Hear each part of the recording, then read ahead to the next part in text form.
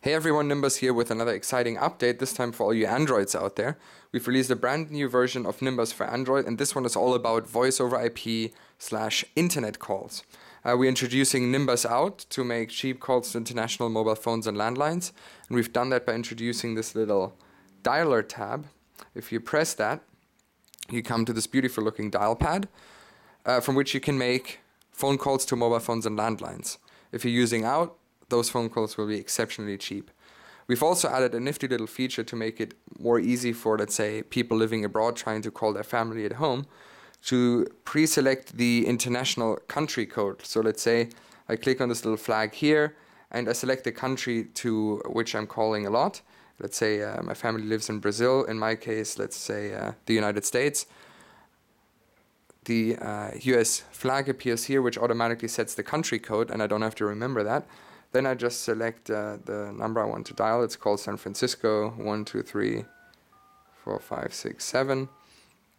Using NimbuzzOut, I can see two things. First of all, my credit up here, which is available to me.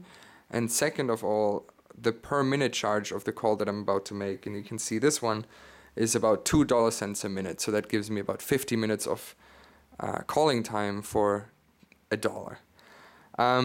I can also add this number to my contacts by pressing this little body icon down there, or I can still choose which calling provider I want to use by holding down the screen calling button and then selecting NimbuzzOut, which would be my cheapest option. I can also select SkypeOut. We still support Skype, and the GSM call provider as in my mobile operator.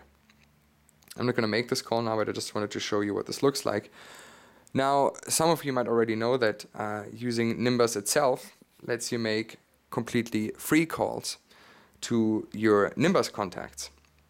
So I'll switch back to my contact list up here, and I select Andy, and simply choose to call Andy on Nimbuzz. That would open up the call. I'm not going to let him pick up right now, actually. And I'm actually going to cancel this call, but just to show you, it goes over your data plan, which means that I'm not actually using any of your minutes that you've purchased from your mobile operator. Last but not least, another nifty little feature is the fact that I can select the star up here to add Andy to my favorites. What that does is if I'm in my contact list, I can select from the contact tab up here to show either my phone book contacts or my favorites here, and you can see Andy has been added.